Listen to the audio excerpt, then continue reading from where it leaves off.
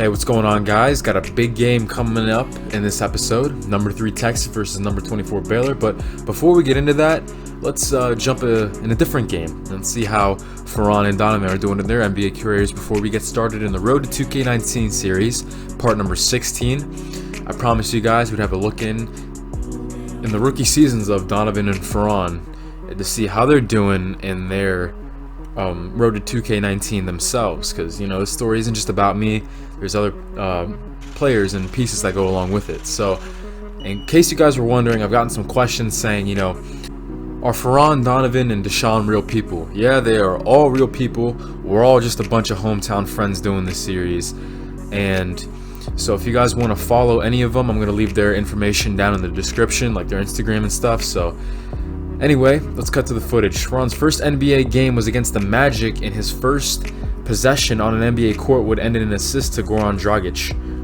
The first Pakistan-born player in the NBA, Faran has changed his number. He wore number 11 in high school, number 1 at Arizona, but he's rocking number 13 here in the pros because he was picked number 14, and he wants to go out there with a chip on his shoulder, saying that there was 13 mistakes in front of him. That's the type of player Faran is. He always has a chip on his shoulder because he's not the biggest, he's not the fastest, but he definitely brings the most heart out of anybody on the court.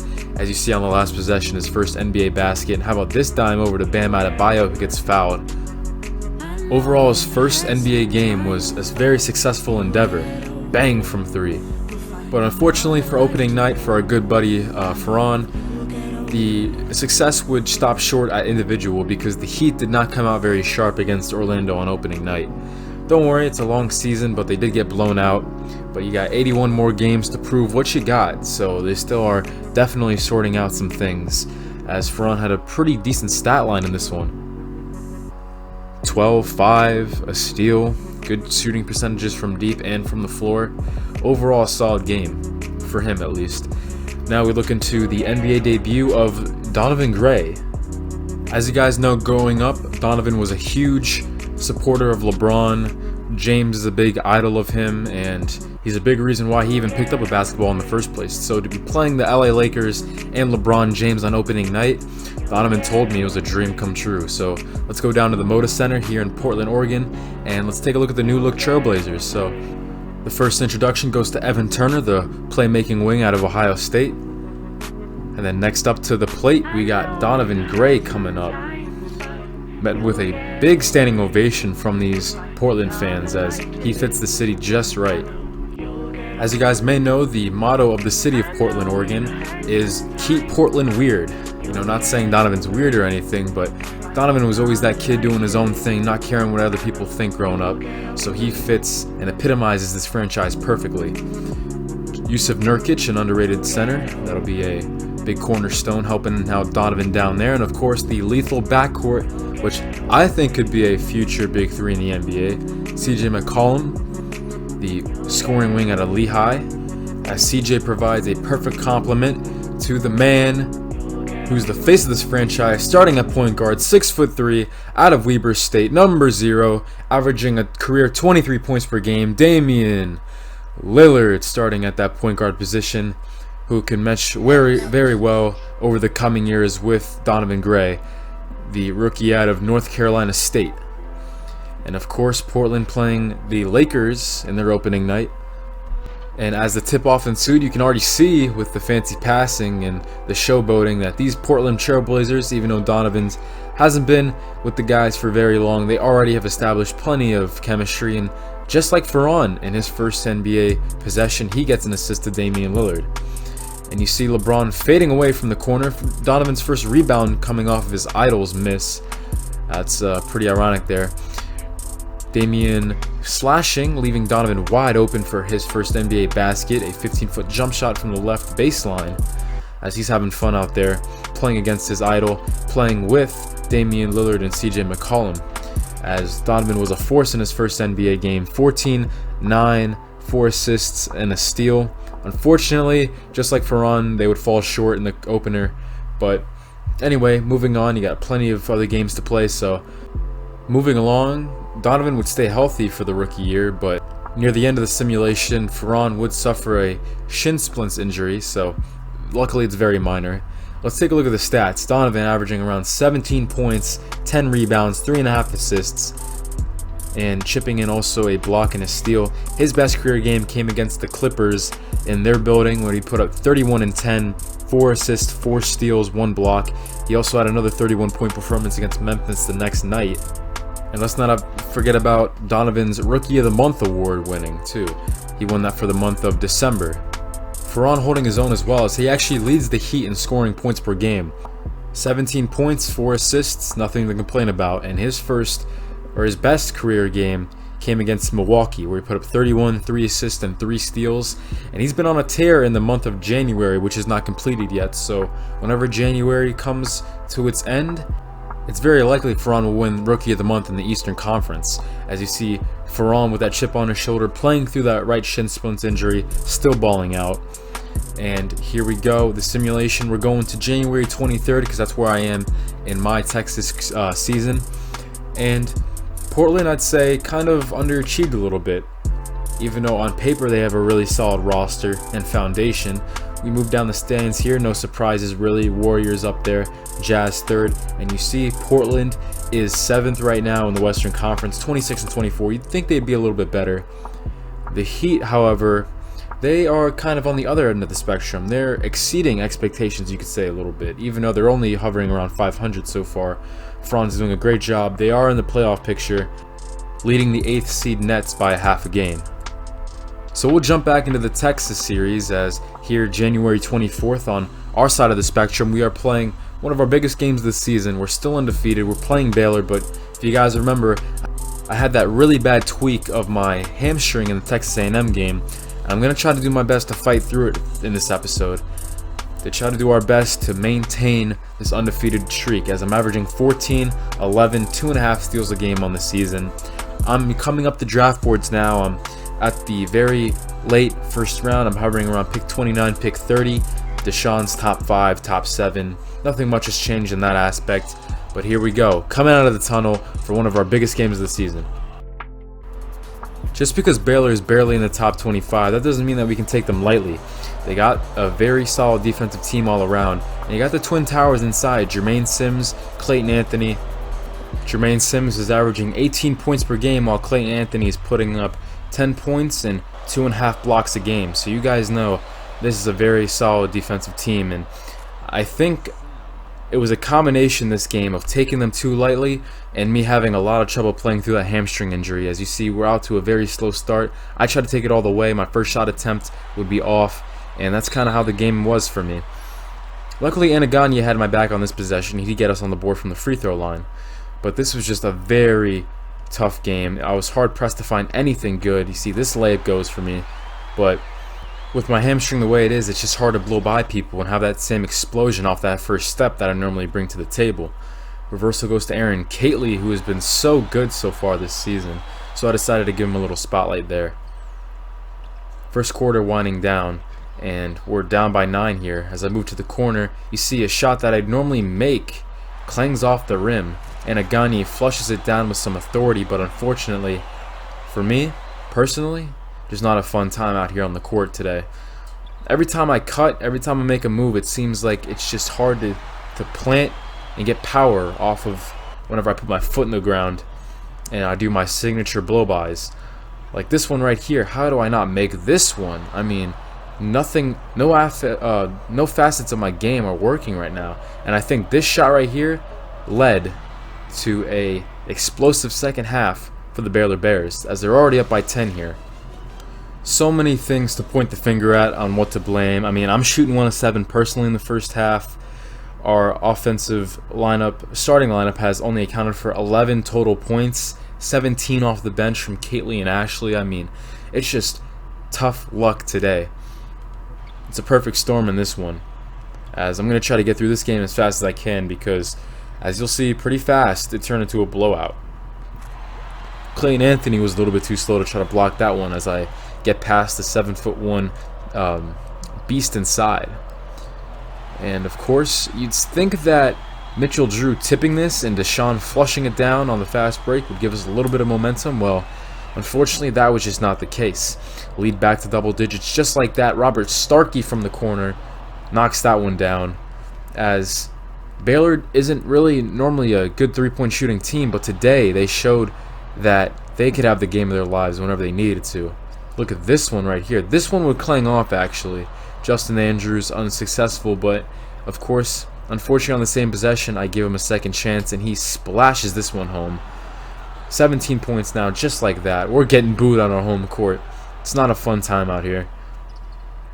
Little give and go action between me and DeSean, and I get a free lane. So I float that one in there. Finally a positive play. Only 6 points to my name, and look what I'm shooting. Around 33%. And we're just getting too sloppy on our passes now. Leads to 15. We got 7:43 left to play. Ball reversal to Robert Starkey. He can do it from the left. He can do it from the right. You can't leave him open. Now the lead is almost to 20 points. As it is 19 now. As now it is Adam Pierce getting into the fun from deep. As we're having so much trouble closing out that perimeter. And I feel like it's not just that. I feel like it's also the sloppiness on offense. Mitchell Drew with a blatantly terrible turnover. An awful pass. As we just became so complacent in this game. As it was almost a 30-point loss. As we just gave up. We kind of looked like last year whenever we would get down against a good team. And we just went back in that fight or flight mode. Yeah, we would go in the flight mode. So unfortunately that came out again in this game. And if you think we'd get a rest, oh no. Another potential top 10 team we're facing in their building in Oklahoma State. But remember last year, Oklahoma State had a good club last year, and we still went up in their place and beat them pretty good by 30 points. But this year they got a different squad. But luckily, Anthony Tucker is also dealing with an injury. He's nursing a separated shoulder, which you'll see in 1 second. But of course, this Oklahoma State team, very explosive. They have all 5 of their starters over 9 points per game. I mean, this is no team to take lightly, especially whenever we come in their home court. Last year was last year. I mean, we can't come out like we did against Baylor. And I know it's hard with the hamstring, but I just got to fight through that. You see Anthony Tucker nursing that separated shoulder. He's still out for another week. And that's about the time of point that I'm going to be coming back. I have about another week to heal before my hamstring is back to 100%. So we face the Oklahoma Cowboys. We travel to Stillwater to face them in their gym as they try to look to get revenge for the devastating loss we handed to them last year. And we're going to get right into the action here as I'm still having trouble getting anything to go. But look at this pass, passing out of my jump shot. Coach doesn't like that too much, but if I get it done, I get it done, right? A couple minutes into the game, ball reversal goes to DeSean, and it seemed pretty early on that this was going to be a career night for DeSean Christian. Unfortunately, I've just felt so bad for DeSean over his Duke career. He got a lot of scrutiny, got a lot of hate for just showing up and trying to play basketball, but the coach not letting him get enough minutes, and he really didn't get the opportunities he deserved. It's not often when a former 5-star recruit transfers in the off-season, so that didn't help matters. But whenever it's games like this, I love to see it, man. Now DeSean's leaking out once again. How about this move? Behind the back, double spin, pulling up in the defender's face with a kiss off the glass. Doing his best Tim Duncan impression with that one. 15 points in the first handful of minutes in the game. And we're playing both sides of the ball here too early. Down the lane, I take it. No good on the layup once again. But the up and under move would get me to the free throw line. Maybe I could finally get something going here. I mean, only 1 field goal in my last game against Baylor. Nothing to my name in the stat sheet just yet in terms of scoring the basketball in this one. So this would be very key to get me going. Brick, yep, off the right iron. Man, even before my injury, my free throws have been a little shaky this year. Second one would go, however. Moving on, we got 5.5 minutes left in the first half. Good team defense so far. As Kately leaks to the corner, bang. As the freshman has been on fire all season long. Oklahoma State would finish the half on a 14-8 run, making the score look a lot more respectable, cutting the lead to 2. So it'd be a 28-26 ball game going into the half. Playing good team defense, and our offense was working well at the beginning, but we just hit a little bit of a standstill. Bit of a roadblock here at the end of the first half, offensively speaking. So we'll try to patch that up if we want to take this game and go back to our winning ways and not try to drop 2 in a row. Unfortunately, our undefeated season is over, We made it through 11 games, but that was all we could manage. But definitely a weird first half of basketball in this one. I could only manage 1 point. That free throw would be my only score. 3 turnovers. That's the worst part. 3 turnovers in 10 minutes. DeSean has 19, but Mitchell Drew hasn't even scored yet. Just a very weird first half of basketball. But we'll move on, and we'll try to answer back and kick this offense into gear like we know we can. They would tie it up. Ball reversal to Tobias Butler. That's good. And if we want to take this game, we're going to have to fix up and tighten up our defense on the perimeter. Tobias Butler 2 in a row. Of course, my teammates proved me wrong as I'm saying we need to tighten up, but they're just not listening. And now it's possessions like this where it's great to have somebody like DeSean on your team. He slashes, everybody else collapses, leaving Mitchell Drew with all the space he can need to knock down that shot. Finally, he's on the board. OK State would still be up by 4 here as I try to weave my way into the paint, but that's too much room for DeSean Christian. I can't believe that they left him open after the first half he had. And even in the last possession, they decided to triple team him whenever he came through the paint. Trying to cut, DeSean gets a steal, his second of the ball game. A risky pass to Mitchell Drew, but it works out in the end as he makes the contested layup.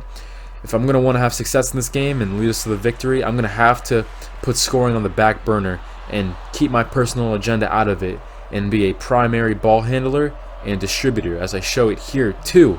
Doing my best Patty Mahomes impression on that one, just firing that one up to Mitchell Drew as I would get a bit of a rest, but I come back in with about 5 minutes left to go. I try to take that one, probably should have been a foul, but look at the rim protection inside by OK State, leading to a layup on the other end. 51-all is the ball game right now. An intense game by any means. DeSean trying another one from mid-range, just one from the baseline, no good, and that leads to another fast break. And on the second effort, OK State would take the lead. But if you think I wouldn't have an answer for that, then you obviously don't know who you're talking to right now. As Anaganye flushes and punishes the rim on that one, giving me my 7th assist as I fire another pass full court, and it works out. But we can't score on that possession, and unfortunately this would lead to a layup. Look at this turn of events right here. Doing everything right, and they still score on us. This is just how it's been the last couple of games for us. Mitchell Drew and co just doing a great job on defense, but unfortunately he saves it to Fields and he puts in a layup. Tobias Butler gets blocked, but Leon Delaney's right in the right spot. Luckily he didn't make that, so we still have a chance. The door is still cracked open as DeSean pulls up with a bank off the glass. 8 assists for me. Let's take a look at some of the key stats. DeSean with 28 points. I've got 8 assists. As you can see, we're getting out-rebound right now, 18 to 15, so Coach Shaka Smart definitely wants to make that a focal point. No more second chance points. Sean Worley from way downtown. Mitchell Drew letting him roam wide open, and so the lead goes back to 5 as that one is a shot to the heart right there. But Mitchell Drew trying to answer back. A contested mid-range, but he does get that to go. Drew not even in double digits, which is just so rare to see. He's only at 9 points. A post up to Saunders, trying to crack double digits, no good. Saunders on the second effort though, getting denied by Leon Delaney. Looks like he got a piece of that ball. So now the Cowboys are in the attack. They're at the controls and we are basically at the mercy of whatever they do. But look at this mental error. Leon Delaney receiving the pass with a foot out of bounds, just losing track of where he is on the court. So the door still cracked open for us here, as we need to get one shot and we need to make it a good shot. I can't believe that we're down by 3, as it seems like we've been outplaying the Cowboys, but just a few too many mistakes have led to our demise. So pass to Mitchell Drew. We're trying to run a play for DeSean on the right wing, but the play's broken. Drew tries to go isolation, gives it back to me. So now we're panicking. Over to DeSean. Somehow DeSean with the court vision finding Robert Saunders for his first basket of the game, which is probably one of the most important of the ball game as well. So we'd start to foul. Cannot grab the steal there. DeSean fouling. Sending Blevins to the line. He's a freshman. He's played well today in relief of Anthony Tucker. So let's see if the freshman can get it done from the line and send us packing. First one is good. So that's a 2-point game. As he wipes the soles of his shoes and gets ready for his second attempt as well. Keith Blevins missing the second free throw, but look at Anna Gagne leaving Fields to grab that rebound. Shaka Smart was very intense on no more defensive rebounds. We're already getting out rebounded enough in this game, and then that is a backbreaker right there, but they still can't finish the game. All Fields needed was one and we'd be done, but a timeout and we still have one more chance. The pass goes to me at center court. I pull up in Blevins' face, but it's off the right iron. We dropped 2 in a row now.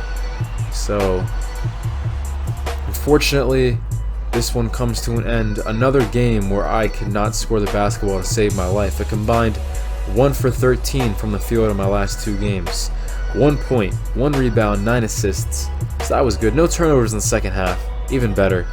But Drew with only 9 points. DeSean had 28, but most of those came in the first half. So now, Coach says that he's advised me to sit out these next 3 games against Nebraska, Iowa State, and Colorado, since the schedule's starting to wind down for a little bit now until we have to face Baylor in 3 weeks and then Kansas in 4. So he's letting me get a couple games off. You know, I'm very hesitant to do something like that, but in this situation, I think this is the only way out. So my averages have now dipped down to 12.5 points, which is actually what I was averaging last year too. So I need to get my scoring back up if I want to get drafted. Assists is around 10. Steals have dipped from 2.5 to about 2 on the dot. So my stats have taken a bit of a nosedive trying to play with this crippling injury. Honestly, at this point, I just can't wait to get healthy and come back and play. So we'll see how we did. And in my games absent, we went 2-1. First game was against Nebraska, and we would take that L despite Nebraska being a breeze for us last season. Without me in the starting lineup, we had to insert Kately in there, who had a great game. But Mitchell Drew has become accustomed to playing shooting guard ever since I stepped into the scene, so him trying to be plugged back in at point guard was a little tough for him. But we did manage to steal the game at Iowa State, so now we're 1-1, and we would finish 2-1 with me out of the lineup. The last win we tallied would come against the 8-16 Colorado Buffaloes, so if we lost this game, that would have been, I don't even want to think about that. That would have been a bad situation. So now we're coming back 13-3 on the year, 6-3 in conference play, which is definitely not the best, definitely not where it should be. But I'm being plugged back in, finally healthy, as we now drop to number 11 in the polls, unfortunately. Oklahoma State, Tennessee, St. Louis, just to name a few that leapfrogged us. And right now we're sitting 3rd in the Big 12 conference standings. So I'm finally back in the starting lineup. Don't worry. I started at shooting guard, but quickly that was just an error with the lineup card. Shaka Smart has me playing point guard. Don't worry about that. Just an error on the lineup card, so I'm definitely playing point guard this game, as Shaka Smart quickly realized his mistake in the first shot, first make, back in the starting lineup. DeSean driving baseline as I stood there from about 12 feet, and I knocked it through. Good defense on the interior by the team, and we're off to the races once again, just like old times. DeSean hitting me on the right wing from 15 feet. I contribute the first 4 points of the game for our team. Now we're moving the ball up the court after another defensive stop. Drew from downtown as we begin this game on an 11-2 run. Timeout Cornhuskers. Brooks Dean inside as I get the steal, leading DeSean to have a free lane. Boom! Through the rim with 2 hands. NBA scouts going crazy over what DeSean Christian can bring to the table for a franchise. Crossing over though, I take a baseline, the triple team comes, Robert Saunders, just a little fancy flick pass to him in the corner as he was spotting up all by himself. Only 9 points for these Cornhuskers, and we are well into this first half as DeSean coming off a screen as he makes good on that mid-range shot. And now, do you guys want to see the kind of blow-by explosiveness I have left? Well, boom! Switch direction, driving down the right lane. I couldn't have that. I didn't have drives like that whenever I was playing with my hamstring injury, but now I went to the rehab sessions. It's starting to feel nice. Just like I was never injured, running up the court, just a little dish off to Robert Saunders, who always has his hands ready under the basket to score. Now it's a 5-point game, a minute and a half left. As they try to bring the press, ball goes back to me, and I see Brad Belcher from mid-range. He normally doesn't step out and hit anything else other than under the basket, but it's nice to see him score as he doesn't play a lot. Give and go action. Look at DeSean finding me back out on the perimeter. 35-28 ball game here, as Nebraska would score on that possession, making the lead 35-30 going into the half. 8 points, 5 assists, definitely a far cry from the epic 1 for 13 shooting I've had in the last 2 games. Nebraska's sticking around with us though after that very cold start from the field shooting as a team, but look at me being left wide open off the screen. And the very next time up the court, we decide to run that play once again. This time with Isaac Ashley. The help comes, big man helps on me, but Isaac Ashley has a deadly mid-range game, and he makes good on that one. As you can see in the upcoming plays, in the first half, Nebraska didn't really help out on me. Every time I got a lane, they would just let me go one-on-one, but in this second half, they'd see that I was a lot more deadly, like on this play. Help side defense comes, and Mitchell Drew, nobody in his vicinity, so that's an easy assist, as Drew already eclipses his point total from last game against the Cowboys. Now once again, the help side comes, Christian, nobody on him on the baseline. Our offense is working so much better than it has in the last couple games, especially in that Baylor game. That was rough. Look at me, third steal of the game, and I will get bumped on this floater, and I'll still make it. There's an and one. I do a good job fighting through contact, as I've put up a lot of and ones in my college career, as you might have noticed. As I step to the line, and I might be able to ice this game if I can make this one. It would make it 15 at the time. Free throw is up, and this one would sink through the bottom of the net. But I wouldn't be done there. We got one more play to show you in this Nebraska game before it's all said and done. Get another defensive stop, and I get a lane. Another and one, back-to-back possessions. That's how you cap off a ball game right there, as we would take the win 66-53. Welcome back to the starting lineup. John Fitzpatrick, 17, 8, 3 thefts on the ball game. Great percentage from the floor. 5 turnovers, but sometimes as a point guard you'll have games like that, so we'll live with that, because I've been doing a good job only hovering around 2 turnovers a game here in my sophomore campaign. So we'll look at the schedule, see who we have coming up next. And the laughingstock of the Big 12 last season, they only had 1 conference win. They were 1-15 in the conference play.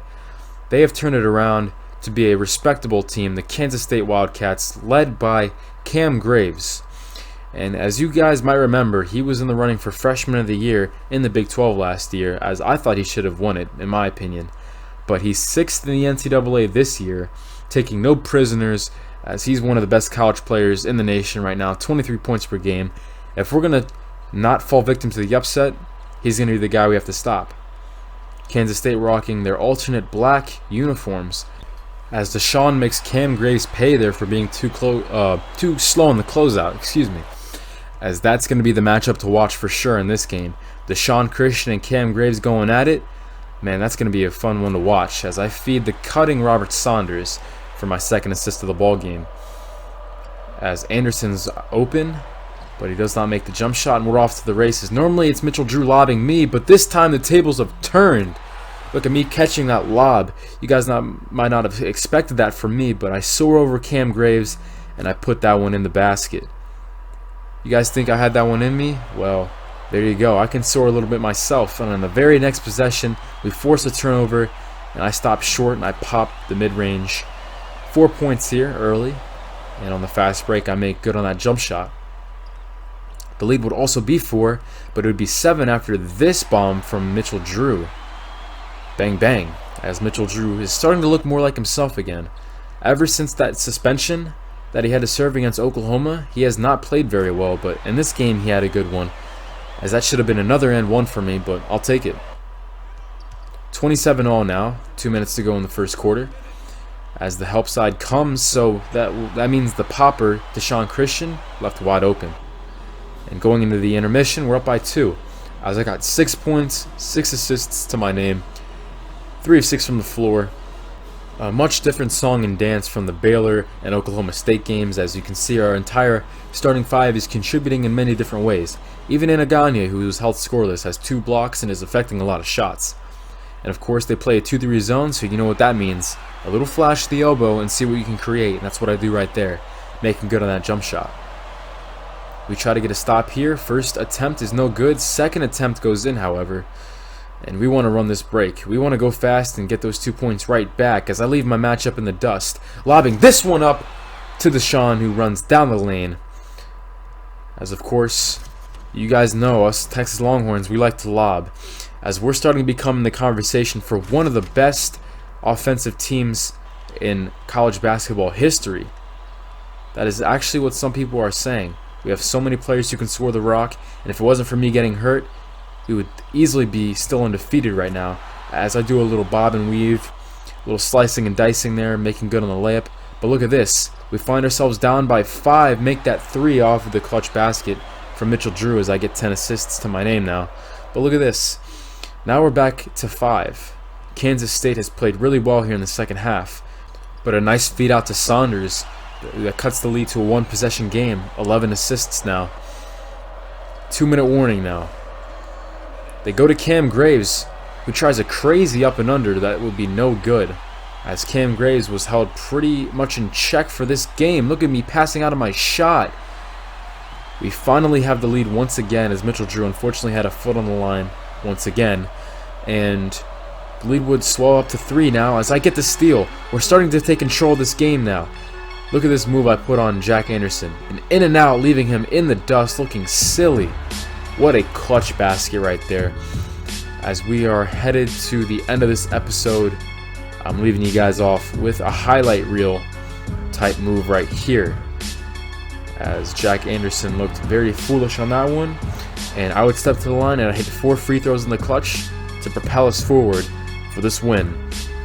So we're back in the win column. 16 points, 13 assists, no steals unfortunately. So that's a little rare. 0 of 2 from the 3-point line, but let's not focus on the negatives. The positives is that we played great as a team. We got this win. We avoided the upset bug. And my stats are starting to climb a little bit again. Still leading the NCAA in assists per game. And I'm still up there in steals per game. I'm about 9th right now. Tied for 9th, I should say. So my stats are starting to climb back up again. And in the final episode, we got a huge one for you guys. 5 games, 3 ranked opponents, finishing off my sophomore year. And it's seeming to become more likely that I'm going to jump and go pro after my sophomore year with how my draft stock is. So these might be my last final games in the regular season in a college uniform. So you guys don't want to miss out. Stay tuned.